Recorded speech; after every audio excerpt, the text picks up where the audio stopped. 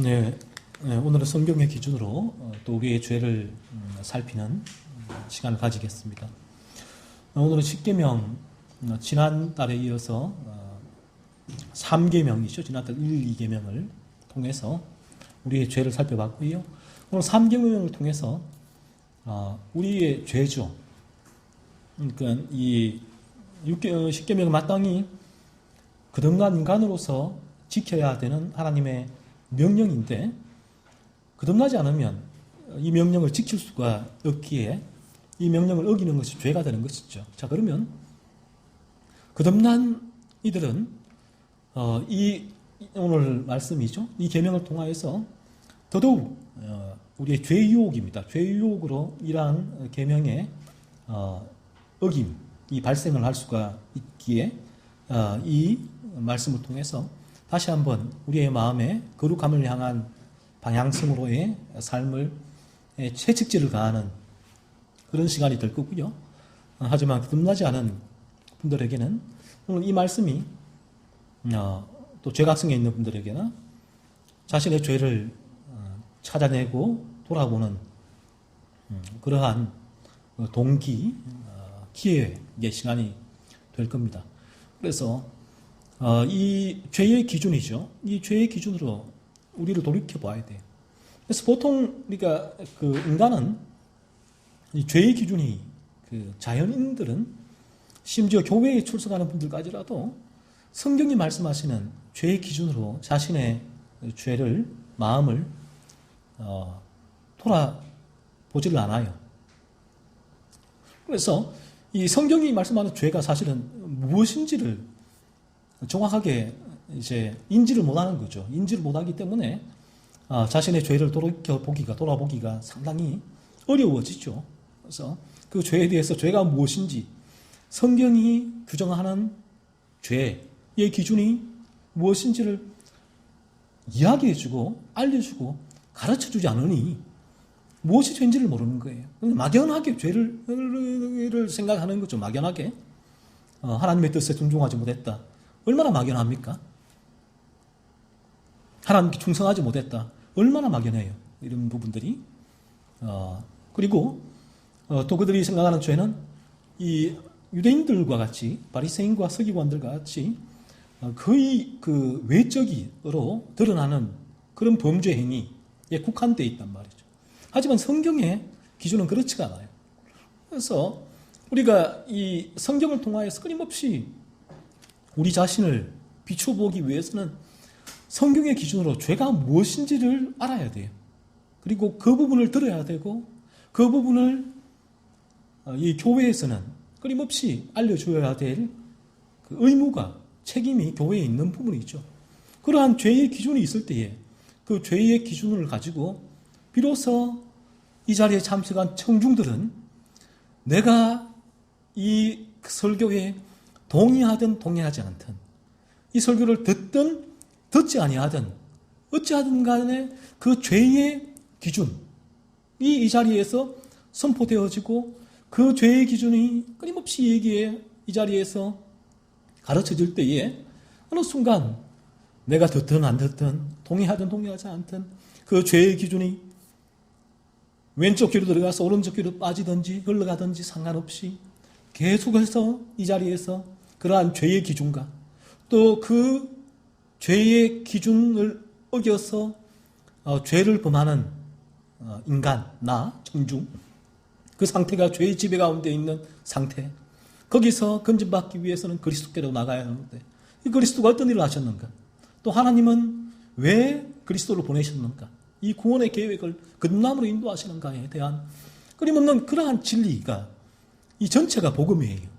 복음이 단지 그리스도께 예수의 십자가만이 복음이 아니라 이 죄에 대한 진리, 그리스도에 대한 진리, 하나님의 성품, 거룩에 대한 진리, 영원한 천국에 대한 마지막 그 천국으로의 입성까지 이 전체가 성경이 말씀하고 있는 진리의 체계인데 이 진리의 체계가 어찌됐든 간에 전해지지 않으면 이 부분을 누군가 얘기지 주지 않으면서 사람들이 교회에 나왔을 때에 이 진리의 체계가 전해지지 않는다면 어떻게 사람들이 참되게 그리스도께로 나와서 거듭날 수가 있느냐 말이죠.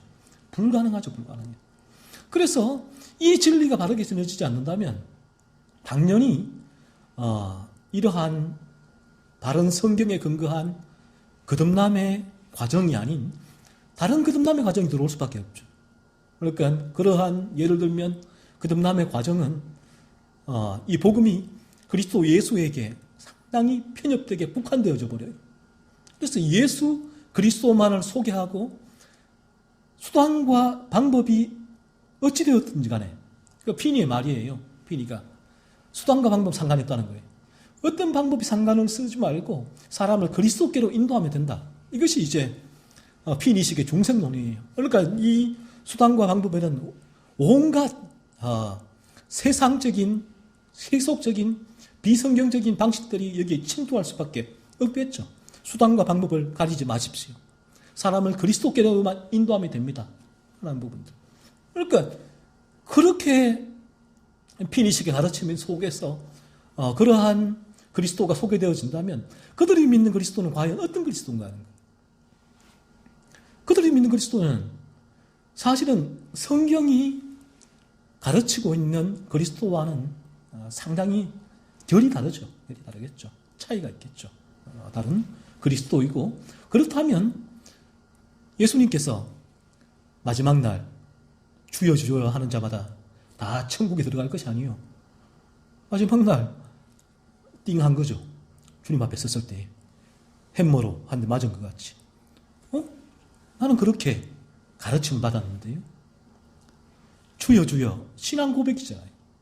바른 신앙 고백, 바른 교리 위에만 서 있으면 나는 구원받는다고 그렇게 가르침 받고 믿고 지금 주님 마지막 심판날 자리에 왔는데 주님 그렇게 말씀하시면 어떻게 하십니까?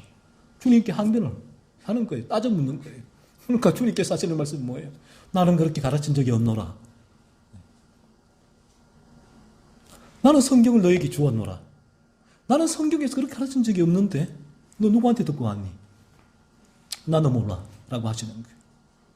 그래서 이들은 저희가 주님을 섬겼고 주님과 함께 있었고 주님의 말씀도 들었고 구구절절히 변명을 해야 되지만 하지만 주님은 그렇지가 않다 하시는 말씀이 열매로 알리라. 열매로 알리라. 아니 마지막 심판대 앞에서 열매로 알리라. 이게 말이 됩니까? 마지막 심판대 앞에서는 믿음으로 알리라 해야 되죠. 주님. 이신칭이 나는 그 개혁주의적인 가르침을 믿고 이 자리에 왔는데요. 그 신앙 고백을 했는데요. 그러면 주님 마지막 날 나의 신앙 고백 너의 믿음으로 알리라라고 하셔야죠. 열매로 알리라가 무슨 말씀입니까? 마지막 심판대 앞에 섰을 때 하나님께서 선과 악의 행위로 너희를 판단하리라. 행위로 판단하리라. 그게 무슨 말씀입니까? 그거 행위구원론 아닙니까? 하나님, 예수님. 오직 믿음으로 구원받으리라. 마지막 날 그렇게 말씀하셔야죠. 이 성경에서 마지막 날 너희들이 살아왔던 삶, 선과 악의 행위로 마지막 날 심판하리라.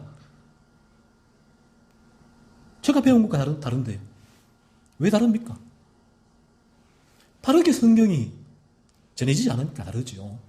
그러니까 또 이런 부분들은 이 찰스 피니치 가르치면은 다 숨어져 버려요. 숨겨져 버려요. 다 사라져 버려요. 열매, 거룩한 삶이 어디 있습니까? 죄를 깨닫고 죄를 살피고 죄를 죽이는 삶이 그들의 구원론에는 어디에 있습니까? 어느 군데도 포함되어 있지 않단 말이에요. 그런데 예수님과 성경은 상당 부분 그 부분을 얘기를 해요. 그런데 그런 부분들을 다 빼버리잖아요. 열매로 알리라. 스킵. 마지막 날 선과 악, 선한 행위, 악한 행위로 그 심판날 구분하리라. 스킵. 너희는 이미 거룩한 존재가 되었다.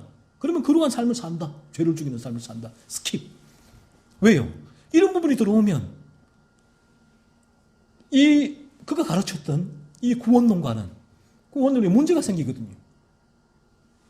달라져요. 구원론에 문제가 있단 말이에요. 다 스킵해버리잖아요. 하지만 바른 진리, 바른 구원론, 성경이 가르치는 진리는 이처럼 문제는 우리의 죄를 대하여 가르칩니다. 끊임없이 성경은. 그래서 우리가 죄로 물들어 있구나 사실을 여러분이 깨닫는 것이 그리스도께로 나아가는 첫 걸음이 되는 거예요. 그래서 이 죄의 기준을 끊임없이 가르치는 이유가 여기에 있고, 또 이 죄의 기준을 끊임없이 이러한 성경의 전 진리죠. 진리의 체계를 전할 때에만 성령이 역사를 하세요. 그러한 믿음으로 이 진리를 가르치게 되고, 그러한 소망으로 끊임없이 이 진리를 청중이 좋아하든 좋아하지 않든 이 진리를 전해야 하는 것이 교회와 목사의 임무고 책무고 존재 이유인 거죠. 그래서 어느 순간 이 진리가 쑥 귀로 흘러갈 때, 내 눈으로 교환 속에서 흘러갈 때 어느 순간 성령께서 스파크를 일으키시는 때가 있다는 거예요. 그러면 그때에 놀라운 한 번의 변화가 와요. 변화가 오는데 그 변화가 뭔가? 죄에 대한 인식의 변화. 죄가 그때보다 실제로 미워진 변화. 미워져요. 이전에는 내가 상습적으로 내 탐욕을 위해서 거짓말을 하죠. 저도 대학교 다닐 때, 그때도 제가 신앙 고백을 했고, 구원받았고, 대학부 회장도 했고, 대학교 다닐 때 주일학 교사도 했고, 이미 상당한 수준의 이제 신앙의 위치에 있었죠. 금요 철야 기도회도 가고, 금식 기도도 하고, 거기서 대학교 다닐 때 그런 거 있었으니까. 그런데 그때도 저희 어머니가 이렇게 상습적으로 거짓말 쳐서 책값 삥땅 쳤거든요. 삥땅 치고 거짓말 했다고, 상습적으로. 그런데 그런 거짓말이 제게 전혀 아픔이 아니거든요. 어떻게 하느냐? 회개 한 번 하면 땡이지. 회개하면 되지 뭐. 한 번 다 몰아서 회개하자. 이 정도 퉁치는 거예요. 후회하고 퉁치는 거. 그런데 그 죄가 나에게는 아픔이 되거나, 그런 거짓말을 막 칠 때에 불편하거나, 아이고 이거 내가 왜 이러나, 나는 이 죄가 유혹이, 이 죄가 또 나를 이러네, 이 죄가 너무 미운데 내 입에서는 왜 이 거짓말이 나오지, 내 마음에서는 이 죄가 너무 미운데 왜 이런 분노와 미움이 나오지, 이런 적이 한 번도 없었단 말이에요. 이런 부분이. 그런데 이런 진리를 들어본 적이 없으니까, 누가 제게 가르쳐준 적이 없었으니까, 이러한 진리를. 저는 제가 그 당시도 그러한 삶이 너무나 정상적인 구원받은 삶이라고 믿고 있었거든요. 나는 구원받은 거야, 이미. 내가 아무리 거짓말 쳐도, 책값 삥땅 쳐도, 내가 저 사람을 미워하고 분노하고 심지어 한 대 때려도 나는 아무런 문제가 없어. 회개하면 되니까. 나는 이미 구원받았어. 그렇게 믿고 살아왔단 말이에요. 그런 가르침을 전해준 적이 없으니까, 제게 누구도. 마틴 로이드 존스 목사님도 그런 얘기를 하죠. 그분도 이제 어릴 때부터 믿음 생활을 해왔지만, 그분도 자신의 거듭남은 20대 후반이다. 20대에서 저학생의 단계에 들어와서 한 4, 5년 뒤다라고 고백을 해요. 왜냐하면 그도 이런 가르침을 들어본 적이 없었다는 거예요. 어느 순간, 어느 교회입니까? 그래서 본인의 죄에서 고민할 때에 비로소 그런 가르침을 듣고 이제 이러한 진리를 전해주는 책들을 읽으면서 그분이 자신의 죄를 미워지는, 그러면 로이 존슨 로마서 8장을 이제 중생한 사람의 성화에 대한 고민이 아니라, 물론 거기에 대한 해석은 좀 달라요. 라엘 목사님은 중생한 분을 살아보지만, 저 또한 그 부분을 중생하기 전에 죄각성의 단계에 있는 상태로 봅니다. 로마서 7장 이 상태를 로이 존스 목사님과 같이 보라보고 해석을 하는데, 이제 로이 존스 목사님은 그 부분을 죄각성한 사람을 율법의 기능을 깨달은 사람이다라고 그렇게 얘기를 해요. 까지 중생하지 못했지만, 그러니까 이 단계에 쑥 들어오게 되면 첫 번째 변화가 죄가 미워져요. 싫어져요. 그러니까 죄가 미워지고 싫어지니까 죄각성의 단계에서는 내가 예전에는 막 거짓말을 치는데, 이제는 거짓말을 쳐도 죄각성의 단계에서는 이게 가슴이 아픈 거예요. 싫은 거예요. 나는 보세요. 내 몸은, 이 머리는 싫은데, 이게 막 싫은데, 죄가 막 믿고 싫은데 그걸 하고 있는 거예요, 내가. 그러니까 로마 7장이 뭐라고 해요? 오라 나는 공고한 사람이로다. 이 사망의 몸에서 죄가 나를 끌어 사망으로 간다. 그러니까 내 마음으로는 하나님의 법을 지키고 싶지만 내 몸은 죄를 따라간다는 거예요, 로마서 7장에. 그러니까 내 마음으로는 하나님의 법을 사모하고 죄를 밀어내고 안 짓고 싶은데 이게 죄가 성향이 들어왔을 때의 변화예요. 그런데 실제로 내 삶에는 또 거짓말을 치고 있고 또 이상한 생각을 하고 또 나쁜 마음을 품고 분노하고 미워하고 이게 상습적으로 일어나는 거예요. 이 단계에서는. 그러니까 어떻게 돼요? 사람이 미치겠죠. 나는 싫은데 내 몸이 하고 있으니까 이게 왜? 여전히 죄의 지배가 있으니까. 이 부분이 죄각성의 단계 첫 번째 변화예요. 그러니까 이 변화를 실제로 경험하게 돼, 실제. 그러니까 이 부분이 죄가 실제가 되는 거예요. 그 사람에게는. 이전까지는 죄가 이론과 교리였잖아요. 아, 죄. 그래. 나 죄인이냐. 이 정도 차원. 회개할게. 후회할게. 죄를 안 지을게. 결심. 이 정도 차원. 그러니까 요 정도의 차원은 머리죠. 머리로 아는 거예요. 머리로. 아, 이게 죄구나. 안 해야지. 의지와 결심이 작동하는 단계인데, 죄각성의 단계에 들어오면 이제 실제가 돼요. 이처럼. 죄가 막 미워지고, 싫어지고, 몸서리를 치는데, 나는 그걸 하고 있는 거예요. 그러니까 어떻게 돼요, 이게? 감이 갈수록. 그러니까, 미치겠죠. 이게 고통이란, 고통. 치통처럼. 이게 고통이 되는 고통. 여기 감이 갈수록 커져간다고. 더 심해지니까, 내가 이런 방법, 저런 방법을 다 사용해 보겠죠? 인간적인 방법들을. 여기 자기의예요, 여전히. 자기의가 여전히 작동하고 있다는 거예요. 내가 어떻게 해야 되나? 그러니까 이러한 죄가 끝쳐지기 위해서는 그리스도밖에 없어요. 그런데 아직 그리스도가 내 안에 들어와 있지 않으니까 생명이. 죄는 미워 죽겠는데 내가 이런 삶을 사니까 그런 삶을 살지 않기 위해서 내가 어떤 수단과 방법을 장치, 자기의가 쏙 들어오는 거죠. 자기의가. 그런데 어떻게 돼요? 감이 갈수록 불가능하죠. 그래서 내 안에서 아무런 선이 없구나, 능력이 없구나, 이 죄를 이길 수 있는. 그래서 마침내 KO가 돼요. KO 되는 지점. 저는 이 부분이 자기의가 무너지는 지점이다라고 보는데 KO가 돼. 내가 아무것도 없구나. 자, 보세요. 이러한 고통, 이 나를 KO시켰다. 자, 그러면 나는 완전히 쓰러져서 절망 가운데 있게 되죠. 그럼 인간이 뭘 할게? 형제 우리가 어찌할꼬? 형제 우리가 어찌할꼬? 내가 뭘 해야 됩니까? What shall I do? 그때 주 예수를 믿어라. 예수 그리스도. 그때 내가 이제까지 듣고 알았던 예수 그리스도. 사울도 예수를 들었었잖아요. 근데 다메섹에서 그 예수가, 들었던 예수가 믿어지게 된 거예요. 그러니까 이런 죄각성, 죄고통이 나에게 내가 듣고 알았던 그 예수가 드디어, 그래서 예수님이 필요하구나, 나에게. 자기 의를 향해서 썩은 지푸라기죠. 잡다가 못 빠져나오고 다 떨어졌지만 그 생명의 동아줄, 그리스도를 그때 붙드는 것입니다. 그러면 그리스도가 나를 거기서 죄의 높이죠. 쑥 건져주세요. 그래서 저는 죄의 지배에서 쑥 빠져나온다는 표현을 그렇게 쓰는 것입니다. 그리고 두 번째 변화가 와요. 거듭나게 되어지면. 이 두 번째 변화는 뭔가? 첫 번째 변화가 죄가 미워지고 몸서리치게 이 죄에서 벗어나고 하자는 마음이 생겨나는 게 첫 번째 변화. 그러니까 죄각성의 단계에서는 계속 죄를 살필 수밖에 없겠죠. 자발성이에요. 죄를 탐사하는 자발성이 생겨날 수밖에 없고, 두 번째 이제 거듭나게 될 때에 찾아오는 변화는 죄의 집에서 쑥 벗어나왔다. 자, 죄가 막 미웠는데 죄각성 단계에서는 미워하고 싫어하고 내가 밀어내고 싶었는데 내 몸은 죄를 따라가고 있다. 죄를.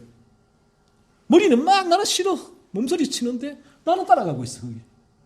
그런데 두 번째 거듭날 때는 내 머리도 싫고 나 죄를 막 싫어하는 이 감정들, 미움들, 생각들이 내 몸에서도 삶에서도 쑥 빠져나와요.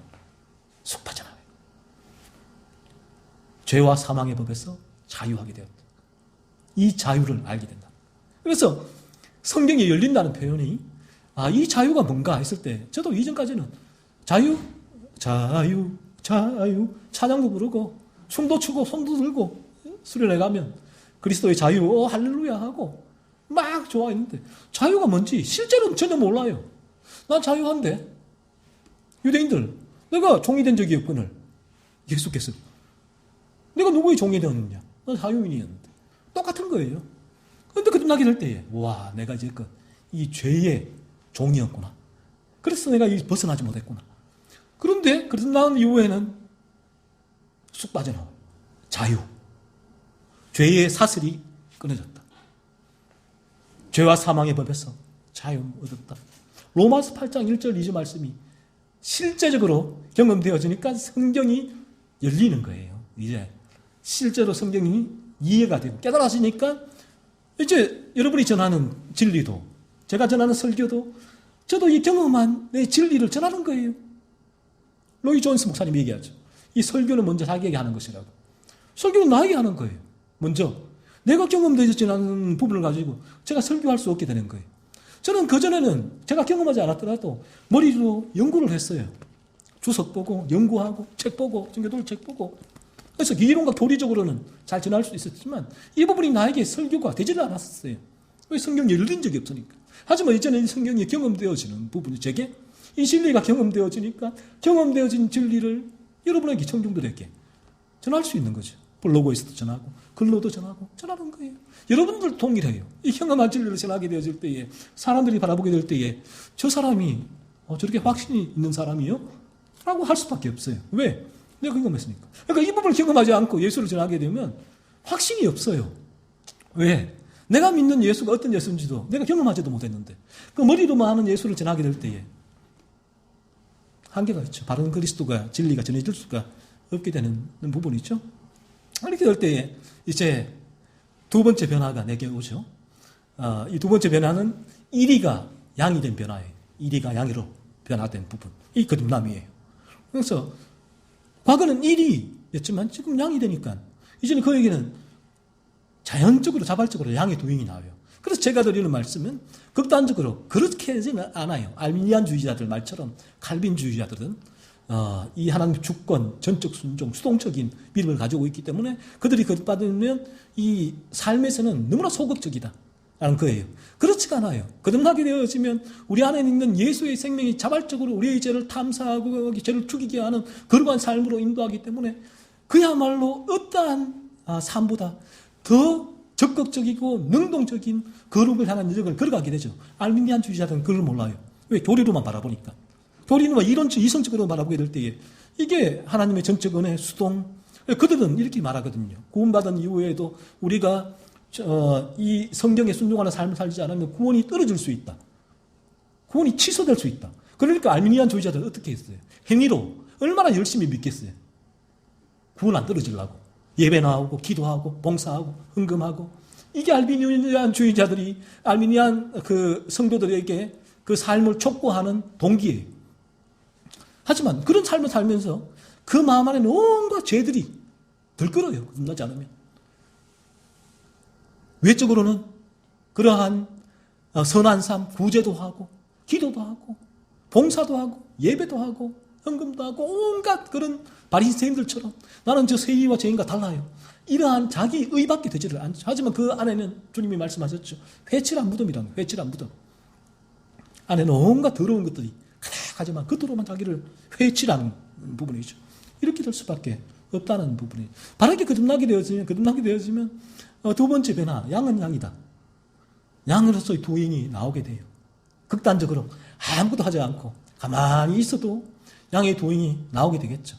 하지만 거듭나게 되어지면 우리는 가만히 있지를 못하죠.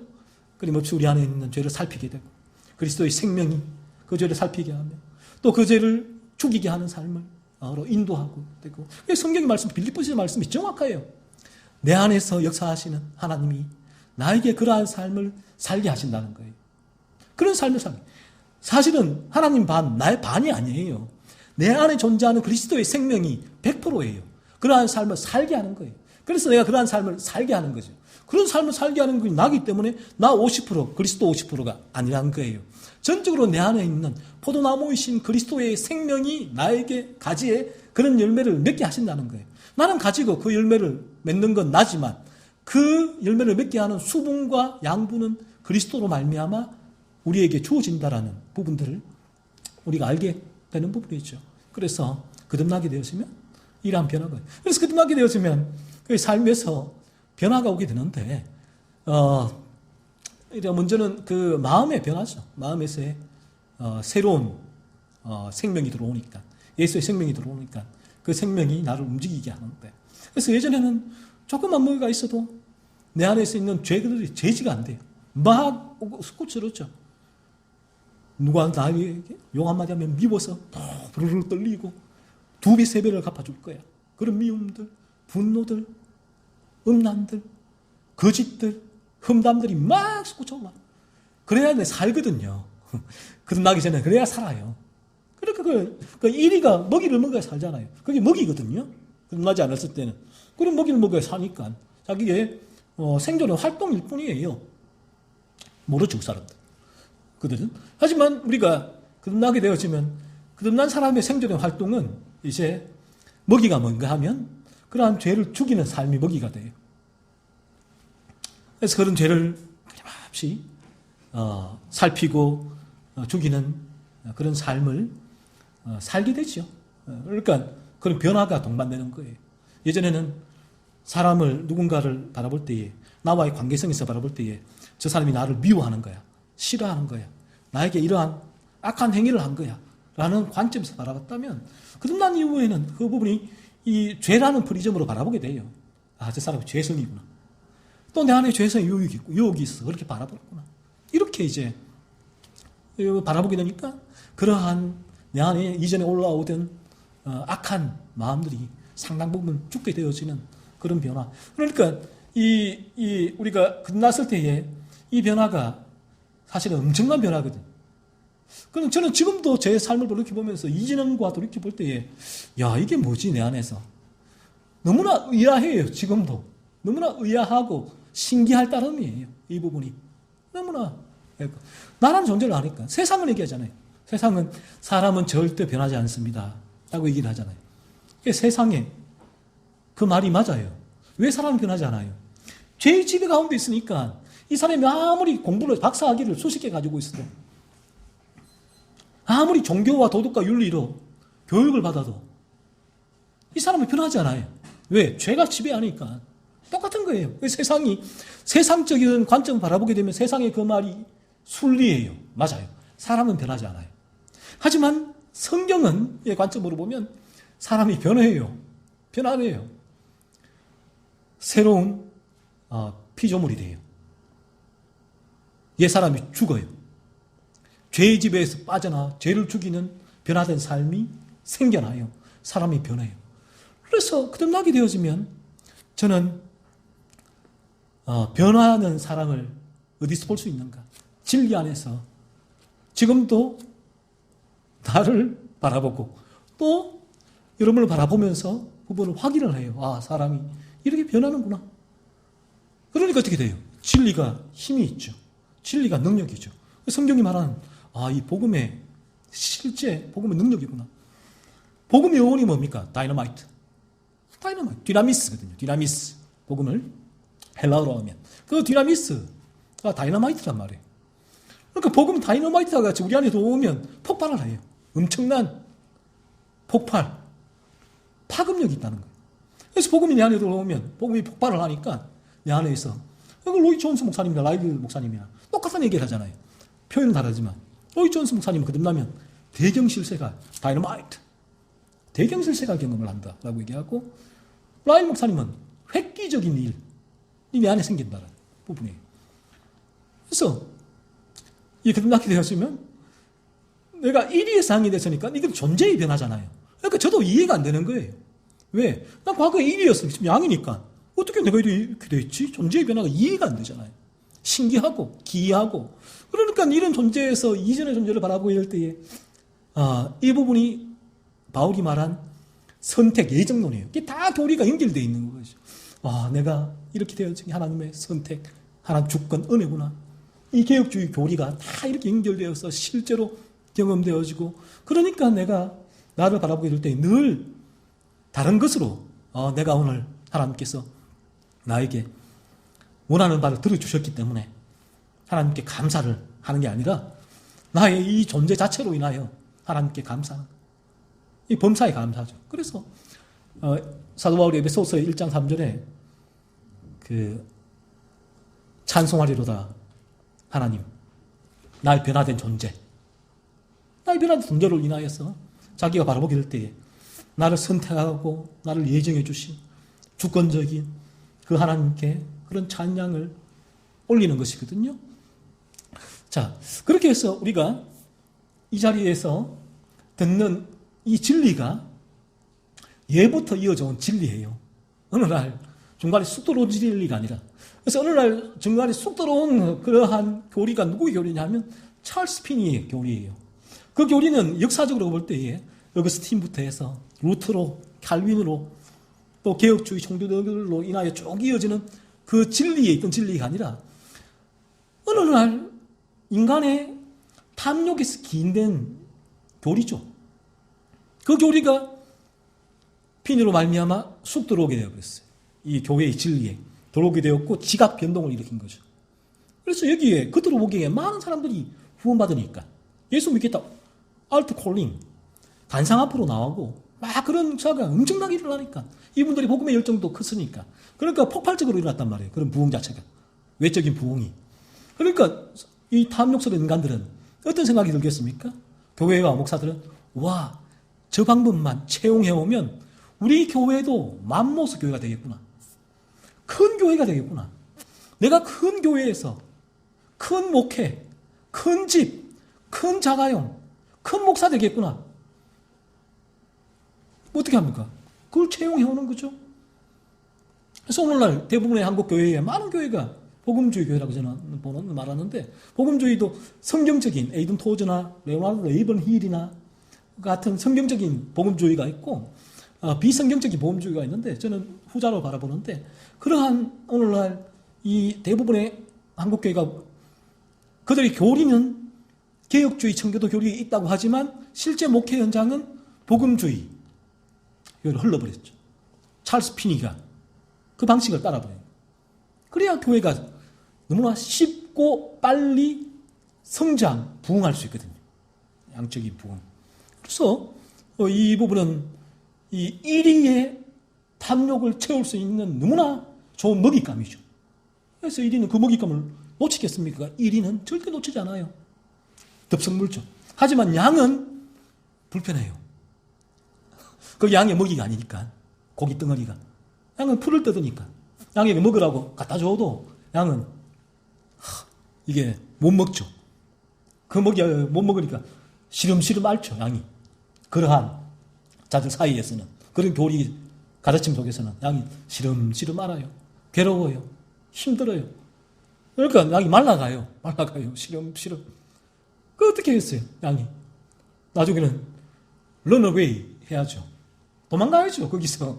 그 풀이 있는 곳에, 풀. 목자가 주시는 풀이 있는 곳에. 맑은 물, 푸른 초장 있는 곳으로 양이 가서 풀을 뜯어야죠. 포동포동해지고, 이제 본인의, 이제 주어진 책무를, 자발적으로, 기쁨으로 감당하게 되는 부분이에요. 그래서 이런 현상이 일어나게 되는 부분입니다. 그래서 우리가, 한 달에 2주를 제가 이 죄의 기준에 설명하는데, 역점을 두는 게 에너지를 쏟는 부분이 그 이유가 여기에 있고요.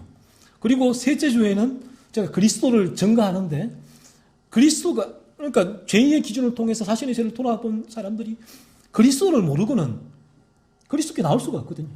이렇게 셋째 주에는 그리스도를 전하게 되고 그리고 마지막 넷째 주, 다섯째 주에는 여러분들에게 제가 전하는 이 모든 진리가 제가 만들어 전하는 진리가 아니라는 부분을 함께 쉐어, 공유를 하는 부분들이 이 위대한 선진들의 거리예요. 그들을 그 마지막 주에 함께 공유하면서 그들이 가르친 가르침이 우리의 가르침과 일맥상통하고 그 가르침을 통해서 우리가 또 그 진리의 추진력, 동력을 얻을 수가 있기 때문에 넷째, 다섯째 주에는 그렇게 그들의 가르침을 함께 읽게 되는 것입니다.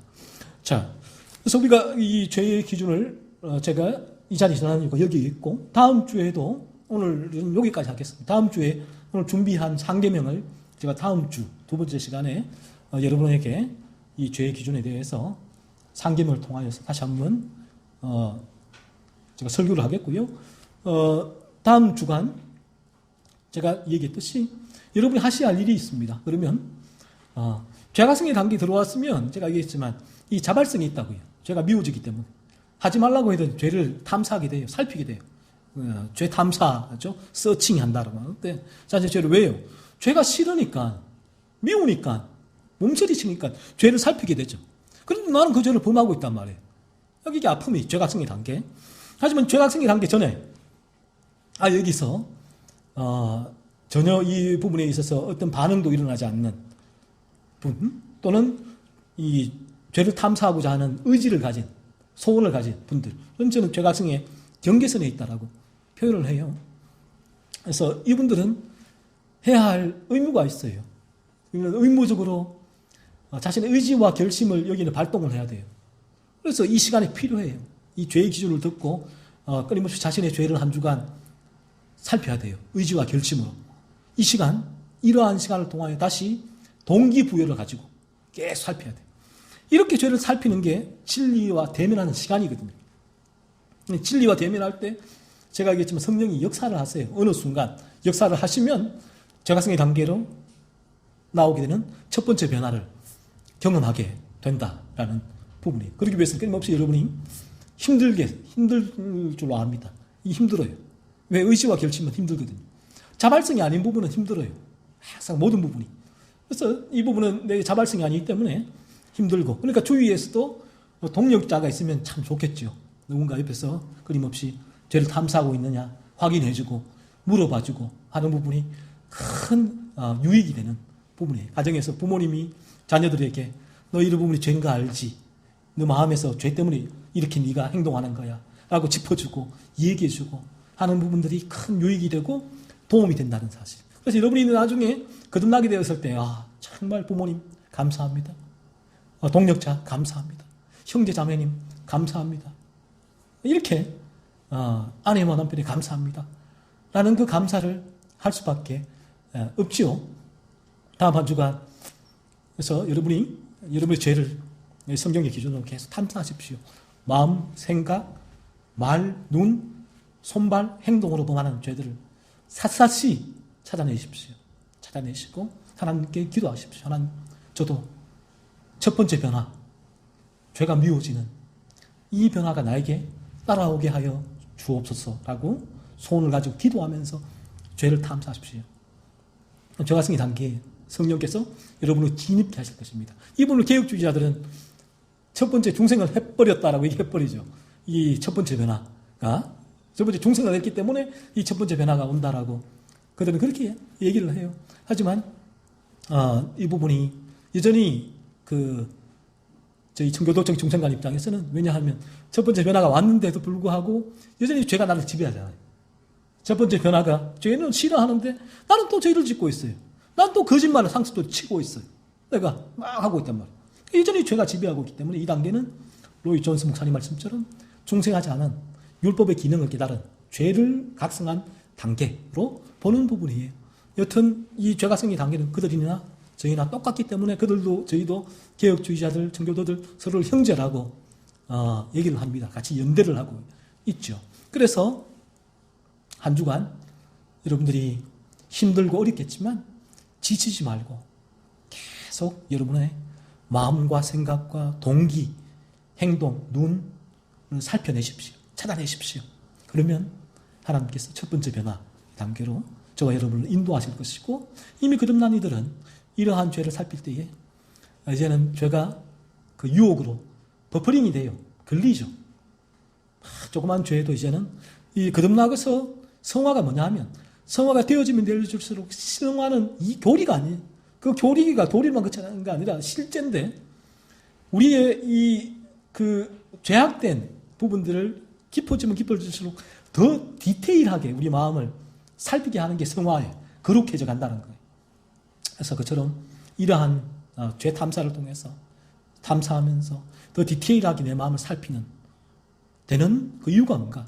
더 온전한 거룩함을 향하여 나아가는 여정이 되는 거죠. 추진력과 동력이 되니까요. 그렇게 한 주간 살다가 또 다음 주 이 자리에서 함께 만나도록 하겠습니다.